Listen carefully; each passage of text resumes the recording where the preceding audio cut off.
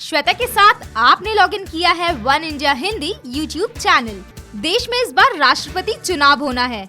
इस अहम पद के लिए शिवसेना जहां शरद पवार को उपयुक्त मान रही है, वहीं केंद्र सरकार के दिग्गज नेताओं की फहरिस्त में शामिल सुमित्रा महाजन, लाल कृष्ण आडवाणी, मुरली मनोहर जोशी का नाम भी चर्चा में आता रहा है। लेकिन इन सब के बीच एक और नाम सामने आया है। इस नाम की ना तो किसी ने कल्पना की थी, ना ही इस राज्य की ओर किसी का ध्यान गया था। ये नाम है द्रौपदी मुर्मू।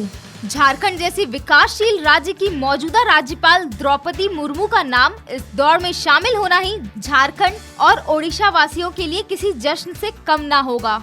यहाँ इन दोनों राज्यों के लोगों के खुश होने का कारण ये भी है कि एक राज्य जहाँ उनकी कर्म भूमि है, तो वहीं दूसरी उनकी जन्मभूमि। साल 2015 में झारखंड के राज्यपाल की बागडोर संभालने वाली द्रौपदी झारखंड की पहली आदिवासी महिला राज्यपाल है।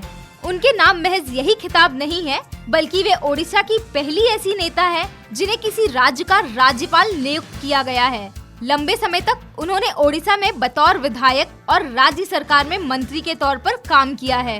1958 में द्रौपदी का जन्म ओडिशा के एक आदिवासी परिवार में हुआ था। साल 1997 में उन्होंने राजनीति में अपना पहला कदम रखा, जहां वे नगर पंचायत का चुनाव जीतकर पहली बार स्थानीय पार्षद बनी। एक वो साल था जिसके बाद द्रौपदी ने कभी पीछे पलटकर नहीं देखा और उसके बाद से निरंतर आगे बढ़ती रही।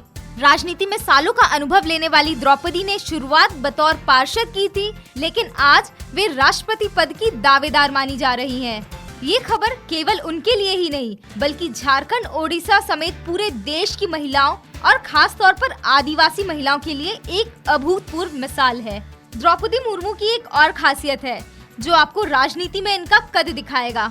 दरअसल वो एक ऐसे राज्य से ताल्लुक रखती है जहां साल 2014 के लोकसभा चुनाव में मोदी लहर होने के बावजूद भाजपा की झोली में महज एक सीट आई थी, जिसका मतलब है कि ओडिशा में लोकसभा की 21 सीटें थी, जिनमें से 20 सीटें बीजद यानी बीजू जनता दल के हिस्से गई थी, जबकि एक भाजपा को मिली थी। झारखंड की राज्यपाल बनने के पहले द्रौपदी बीजेपी के सामाजिक जनजाति यानी सोशल ट्राइब मोर्चा की राष्ट्रीय कार्यकारिणी सदस्य के तौर पर काम करती थी।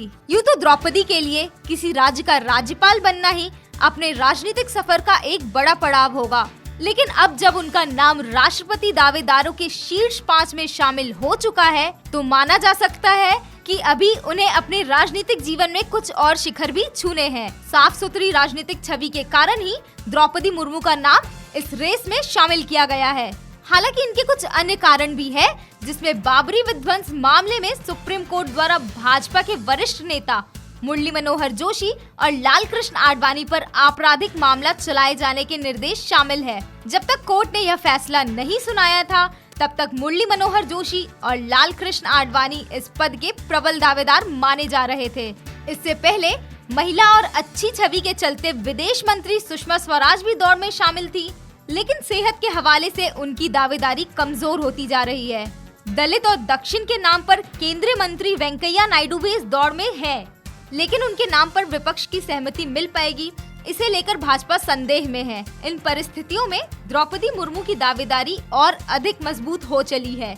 वहीं द्रौपदी का नाम ऊपर आने का एक बड़ा कारण ये भी है कि आजादी के बाद से अब तक कोई ट्राइबल राष्ट्रपति नहीं बना है। मुर्मू आदिवासी समाज से है, ऐसे में उन्हें उम्मीदवार बनाकर भाजपा एक बड़ा संदेश देना चाहती है।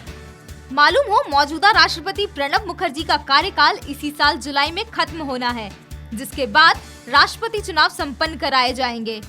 5 राज्यों के विधानसभा चुनाव के परिणाम ने भाजपा को बहुमत के करीब ला दिया है। इससे साफ है कि अगला राष्ट्रपति भाजपा की पसंद का ही होगा। ये खबर थी द्रौपदी मुर्मू की, जो राष्ट्रपति पद की प्रबल दावेदार बताई जा रही है। देश, दुनिया और राजनीति की अन्य खबरें सब मिलेंगी यहाँ। हमें सब्सक्राइब कीजिए one India Hindi YouTube channel.